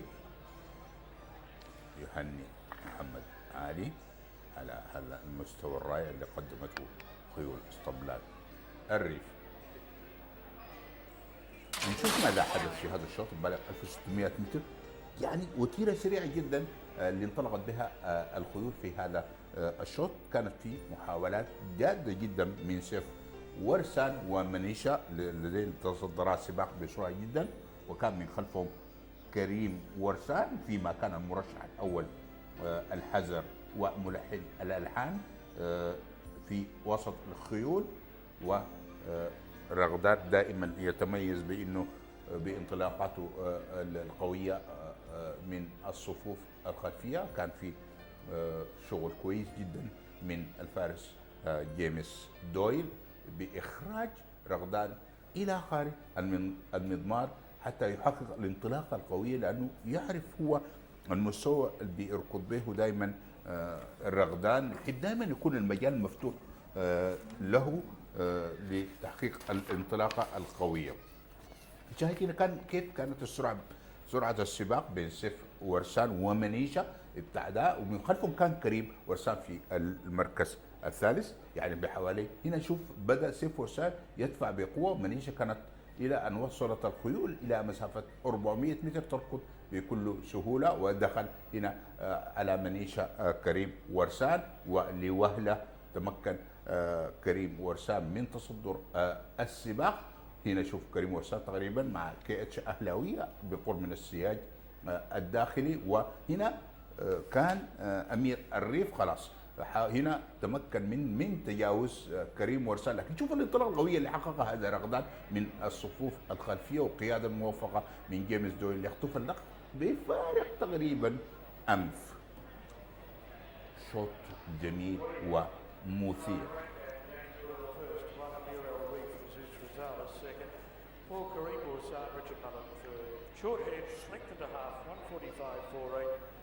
شوط المارجن الفارق بينه كان رأس قصيرة شورت هيد، والزمن كان دقيقة 45 48.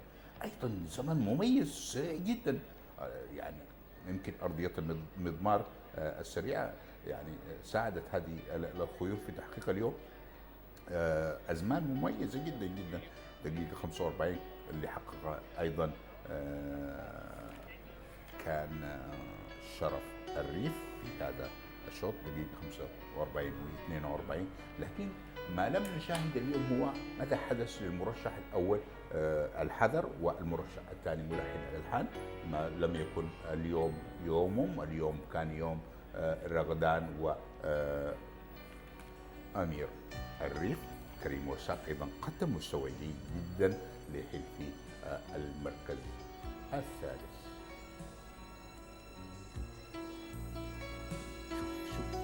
يعني مستوى الإثارة خطوة بخطوة، ولكن كانت الغلبة لرغدان في اللحظات الأخيرة. هنا كنعان ركض من الصفوف الخلفية لحلف في المركز الرابع، أما المرشح الثاني ملحن الألحان حل في المركز الخامس، كيس أهلاوي في المركز السادس، والحزر المرشح الأول في المركز السابع. دقيقة 45 48.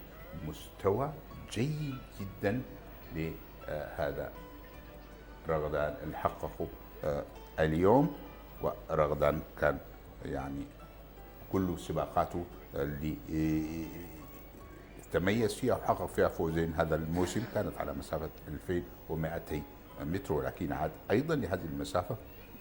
طبعا كل سباق له تكتيكه الخاص ومجرياته الخاصة، ورغدان يعني انطلق من خانة بعيدة جدا هي الخانة الثالثة عشر، لكن الفارس جيمس دويل تمكن من قراءة مجريات السباق ببراعة، خاصة بأنه يعني حوالي 16 خيل شاركوا في هذا الشوط، ودائما احنا شاهدنا جميع الانتصارات اللي حققها رغدان تأتي من خارج المضمار، أي مين يعني ليس في وسط الميدان أو بالقرب من السياج الداخلي، لا تكون دائما من خارج المضمار، لأنه بيجيد الانطلاقة القوية. شوف القيادة من جيسوس روزاليس يحاول والدفع، وهنا بدأ يقلص الفارق تدريجيا، وكانت النصر حليفه في الرميات الأخيرة.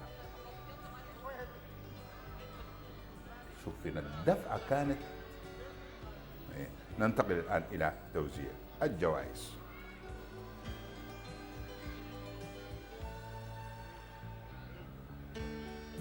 Right, we're ready to make the trophy presentation. Mr. Adnan Sultan is presenting the Abu Dhabi Equestrian Club Gold Cup to Mr. Mohammed Iqbal, who is Dr. Jabber's assistant trainer. And we also have winning rider James Doyle. James, I'm going to... Yeah, okay, James. James is a little bit stressed after that big win, and he's rushing back because he rides in the next race. But anyway, we move on now to the fourth race of the evening. It's our Group 3 Al Ruwais race, and it's over the minimum trip, 1,000 metres, or if you like to say it, 5 furlongs. It's the minimum trip race here, and it'll take about 60, 61 seconds. It's just that quick. I think the record here is 1 minute and 00.88, but that was held by Aflafi on last March, the 3rd of the 3rd, 2013. So Sam Hitchcock actually is the fastest rider being around here on a Arabian horse over the minimum trip of 5 furlongs. But we have one non-runner in it, number 3, MH Al-Wadi, does not go to post in this, but all the other 10 go down, and we'll have a very exciting race. I'd like to welcome our girls here from the Sheikh Mansour bin Zayed Al Nahyan Global Racing Festival. You're one of the regulars to attend, and I hope you're enjoying it this evening. Yeah, I do, very much. And you're not as cold this evening as you were a couple of weeks ago. Oh, yeah. And yourself, you've been here more than once as well. Yeah, I've been here a few times. It's always a great event. And you love it, don't you? I love it. And do you ride yourself at all? Have you? No? I would like to. No, I don't. The Abu Dhabi Equestrian Club also trains people to ride horses from very, very beginning. So come along sometime and join up and learn this great sport of horse riding. Maybe I will. Yeah, I've just recruited another member for the Abu Dhabi Equestrian Club. But anyway, stay with us, because after the Al Ruwais we have the Watpa Stud Farm Gold Cup, which is for private owners only, of course, and it's a handicap tonight rated 0 to 65, run over the mile, around 1,600 metres, 8 furlongs, and we have a nice field going to post for that also. But stay with us now for the Al Ruwais, and it won't take very long to run. As I said, the record is just over 1 minute, so we might crack that tonight to see, because the ground's riding on the firm side, so maybe they'll go quicker than a minute tonight. But stay with us, because if you blink an eye, you'll miss it. نشاهد الآن هذا المشهد الرائع لنادي أبو ظبي للفروسية.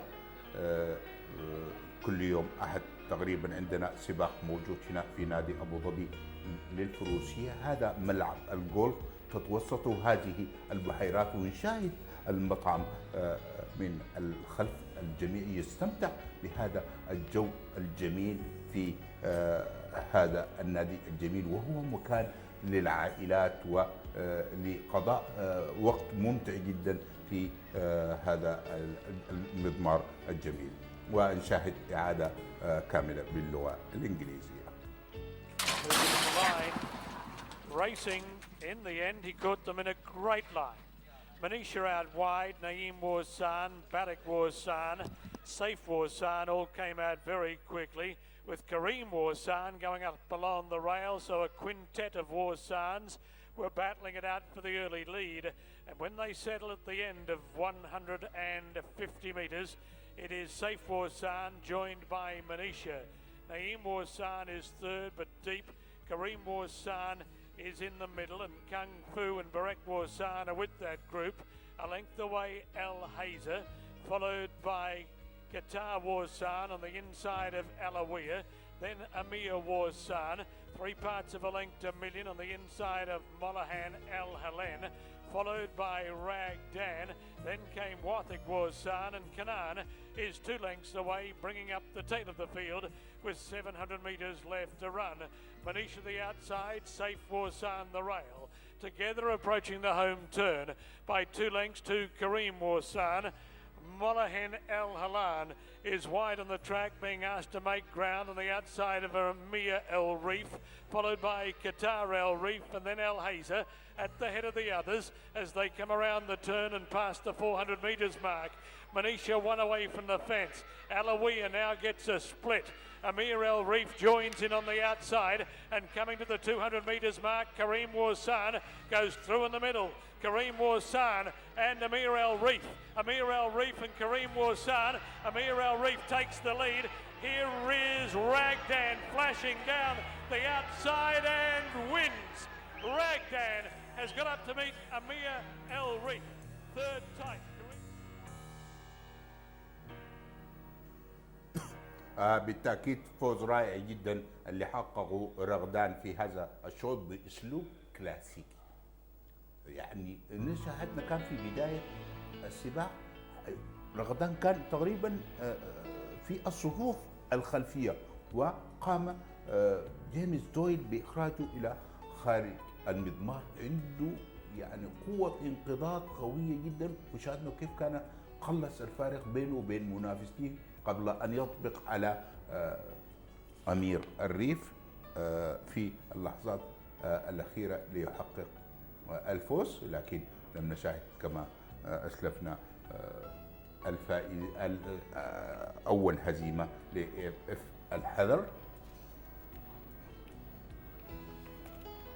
كريم ورسان طبعا في المركز الثالث، أما المركز الرابع كان من نصيب كنعان اسمه الشيخ الزابي زايد النهيان، وكريم ورسان تعود ملكته لاسطبلات الورسان. الآن الشوط الرابع على لقب سباق الرويس جروب 3 أو الفئة الثالثة، سباق لمسافة 1000 متر مخصص للخيول العربية الأصيلة. سباق الرويس تبلغ إجمالي جوائزه المالية 150,000 درهم، وهو الشوط الرئيسي في هذا في الأمسية، مخصص للخيول العربية الأصيلة عمر 4 سنوات فما فوق.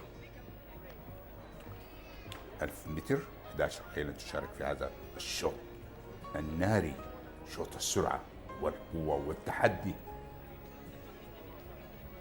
1000 متر هذه دائما عندما يكون في سباق لمسافة 1000 متر أتذكر الأسطورة مها التي لم تهزم في مسافة 1000 و1200 متر، حتى أنها فازت في سباق 1400 متر بمضمار ند الشبه الرملي. كانت فعلا هذه مها أسطورة، كانت لديها سرعة قوية جدا جدا، تنطلق من السباق مبكرا في الصدارة وتحافظ عليه. هذا دنت لخيال السلطنة عمان. هذا 4 هذه الرخاء اللي اسمه الشيخ منصور بن زايد النهيان بإشراف مجلس الجمهوري قيادة سيلفستر دي سوزا، والوزن 57.5 كيلو، المعدل 105. والخانة الأولى لرخاء المنحدرة من مهاب، هذه الفرس الشقراء لم تشارك في السباقات منذ فترة طويلة. هذه 5 سردان اسمه الشيخ منصور بن زايد النهيان بإشراف مجلس الجمهوري قيادة جراد أفرانش، الوزن 57.5 كيلو، معدل 107. والخانة 9 للسردان، 799 يوما لم يشارك هذا الجواد المنحدر من نسل مهاب في السباقات، لكن حقق 3 انتصارات من إجمالي 4 مشاركات فقط. طبعا كلاسي هورس، أو أتمنى يكون في استعدادات. هذا 2 فاروق اسمه الشيخ طحنو بن زايد النهيان بإشراف جابر بن طارق قيادة رشد المران، وزن 57.5 كيلو، معدل 60. والخانة 11 لفاروق بن بيبي دوكارير، يسعى لتسجيل فوزه الثاني. أول فوز له كان على مضمار الشارقة الرملي، كان على مسافة 1700 متر. شارك دائما في المسافات الطويلة، ولكن دائما يتميز بالانطلاق في المقدمة مبكرا. هذا رقم 6 ثاقف اللي يسعى للدفاع عن لقبه، وهو تعود من كتل السم الشيخ منصور بن زايد النهيان بإشراف ماجد الجهوري قيادة هاري بنتلي، وزن 57.5 كيلو، المعدل 106، والخانة السابعة لثاقف.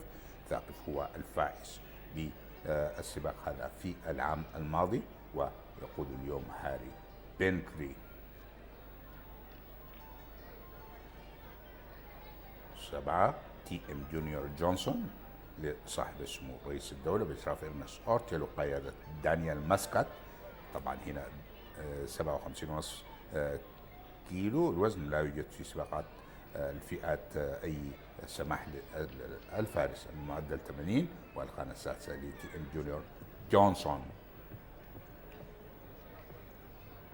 هي 8 الفرس جير باور لسيد حاضر عبد الله مزروع بإشراف جميل سلمان وقيادة زافير الزياني، 55.5 كيلو، والمعدل 60، والخانة الخامسة. قدمت مستويات رائعة هذه الفرس البالغة من عمر 5 سنوات، حققت فوزين على مسافة 1400 متر على هذا المضمار العشبي الجميل.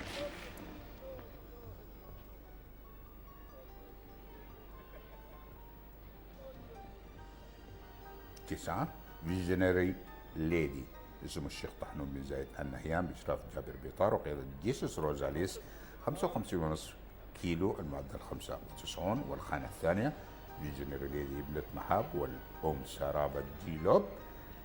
حققت فوز واحد، جاء في فرنسا 17 مشاركة، حلت في المركز الثاني 4 مرات والمركز الثالث 5 مرات، وهذا ويكت لصاحب السمو رئيس الدولة وإشراف إرنست أورتيل واختيار تاج أوشي الفارس. الوزن 55.5 كيلو.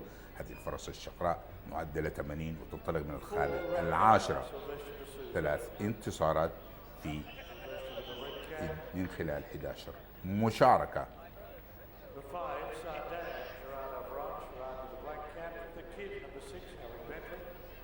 11 شارد اسمه الشيخ منصور بن زايد النهيان بإشراف يوسف البلوشي وقيادة جيمس دويل، وزنه 55 كيلو، المعدل 100، والخانة الثالثة. 11 خيلا فقط تشارك في هذا الشوط السريع، شوط السرعة والمتعة والقوة والتحدي. وايكيت هذه الفرس الشقراء شاركت قبل 28 يوما، حلت في المركز الثالث عن دوزار في مسافة 1400 متر، تسعى لتجربة حظها في هذا الشوط السريع. وهذا شارك 95 يوما لم يشارك في السباقات، قادم لأول مرة يشارك في السباقات، ابن بيبي دوكارير والأم رودينا، ومولود في مزرعة الوثبة العائد لاسم الشيخ منصور بن زايد النهيان. يعني من المتفرجين.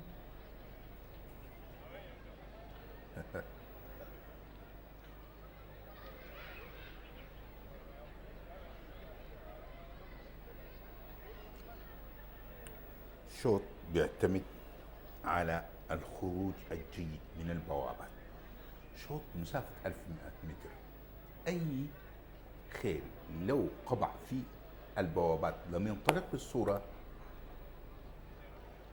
الجيدة من الصعوبة الطاويل.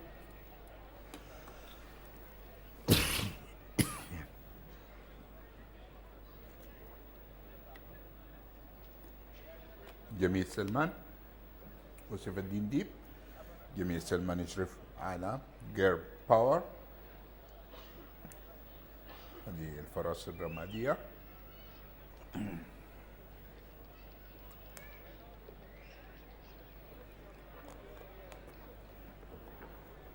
سباق صعب يا جميل سلمان، خاصة أن هذه الفرس معدلة 60 مع خيول معدلة 107، ولكن هي شرف لها أنها تشارك في سباق الفئة الثالثة. هذا إيرنست أورتيل، لديه وايكت وتي ام جونيور جونسون. تي ام جونيور جونسون عندما أتى شارك في سباقات الفئة الأولى والفئة الثانية كان تصنيفه 115، ولكن نزل تصنيفه إلى 80. لم يقم دالكوشي باختياره واختار الفرس الشقراء ويكد. هذا أيضا سالم الكتبي يتابع السباق. شوط مهم جدا جدا، جائزة مالية كبيرة تبلغ 150 ألف درهم، وهو جروب 3 أو الفئة الثالثة.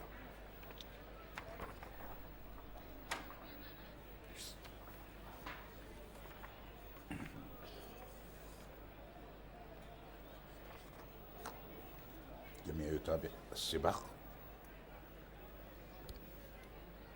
خيول تتهادى وهي في طريقة إلى بوابات الانطلاق الإلكترونية.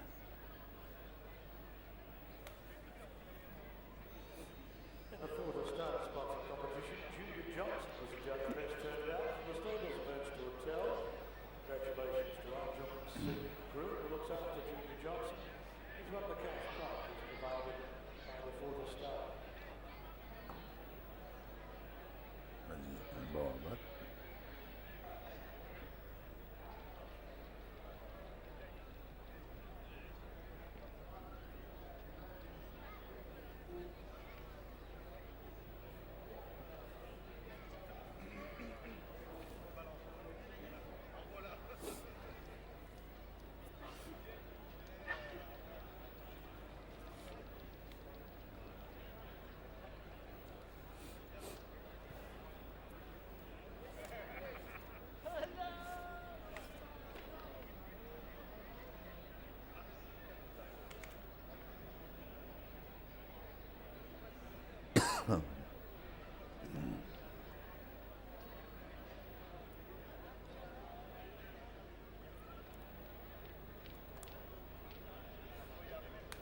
فريق الريف طبعا السباق.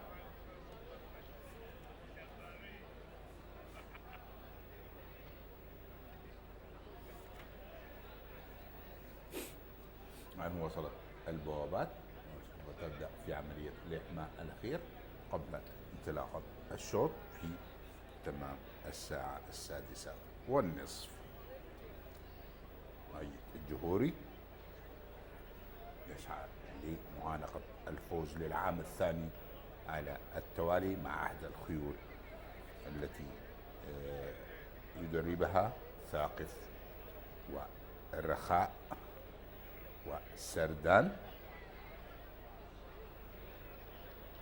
فيما يطبق طبعا تعود ملكيته لسمو الشيخ منصور بن زايد النهيان. أيضا هناك شارد ولكن بإشراف يوسف البلوش.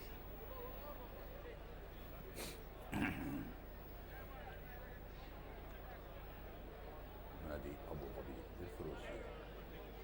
هذا الطفل الصغير يتابع أيضا السباق إلى جانب ذوي.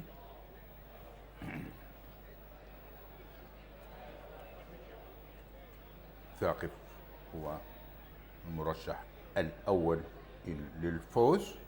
شاهدنا من قبل بأنه رخاء هزمته في مسافة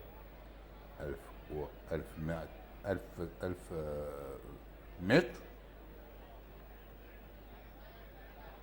1400 متر الحقيقة هي من هزمته، ولكن في مسافة 1000 متر تمكن من الفوز على رخاء، ولكن بعدها بحوالي شهر أتت رخاء لتكسب من ثاقف في مسافة 1400 متر. ثاقف متميز في هذه المسافة.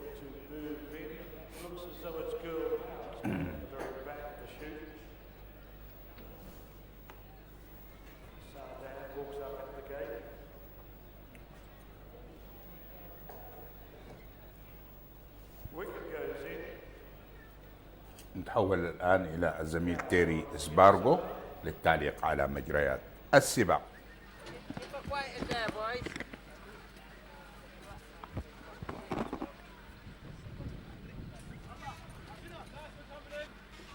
That Kiv coming up towards the line.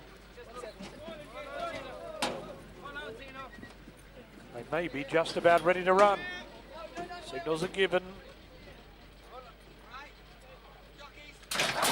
Gates fly back. They're off and racing, and Rakkar from the inside, one of the first away. Visionary Lady not showing a great deal of pace, dropping back to the tail of the field. Junior Johnson came out very quickly. Tharkiv began well, followed by going through along the fence is Rakkar, with Wicked settling just behind them, and then Sar Red, Sar Dan, Farouk. Degent is second last, and Visionary Lady at the tail of the field as they run onto the home turn. Rakkar led from Junior Johnson, Tharkiv out wide, followed by Girl Power pushing through in the middle, and then came Sar Red, and further back is Degent as they're in the straight with 300 to go. Rakkar in front of Sar Red, Sardan behind them. Tharkiv is deeper out, and Wicked coming down the outside of the track. Rakkar led with 100 metres left to go. Rakkar in front of Sar Red. Rakkar, Sar Red coming at Rakkar. Sar Red on the outside, going home the better. Got there. Sar Red in a photo from Rakkar. Another photo third between Wicked and Tharkiv. Then Sardan, Girl Power, Farouk, Degent, Junior Johnson and Visionary Lady. أروع هذا الفوز لسمو الشيخ منصور بن زايد النهيان، المركز الأول والثاني. وشاهدنا كيف ماذا حدث بين شارد ورخاء في هذا الشوط المثير جدا جدا. للآن غير معروف من هو الفائز، شارد أم